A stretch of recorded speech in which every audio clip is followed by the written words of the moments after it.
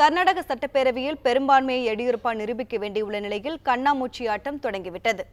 எம்எல்ஏக்கள் விலை போய்விடாமல் பாதுகாப்பாக வைத்திருக்க காங்கிரசும் மதச்சார்பற்ற ஜனதா தளமும் கொச்சிக்கு விமானத்தில் அழைத்துச் செல்ல திட்டமிட்டனர்.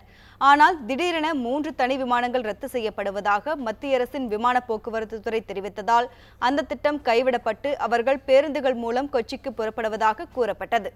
திடீரென காங்கிரஸ் எம்எல்ஏக்கள் கொச்சி மற்றும் புதுச்சேரி செல்லும் திட்டம் ரத்து செய்யப்பட்டு ஹைதராபாத் அழைத்துச் செல்லப்பட்டதாக தகவல்கள் வெளியாகியுள்ளன.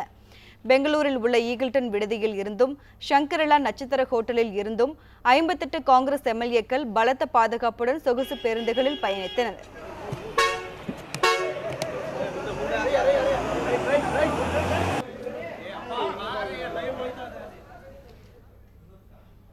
இதேபோன்று மதச்சார்பற்ற ஜனதா தளத்தைச் சேர்ந்த எம்எல்ஏக்களும் ஹைதராபாத்துக்கு கார்களில் புறப்பட்டனர்.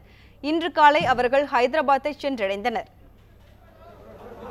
We are not encouraging horse trading to stop horse trading. They are living together. We are not bothered about the Supreme Court judgment outcome. We are not bothered about that. Only on the floor of the house. We have to show our strength. For that, actually, we are taking care.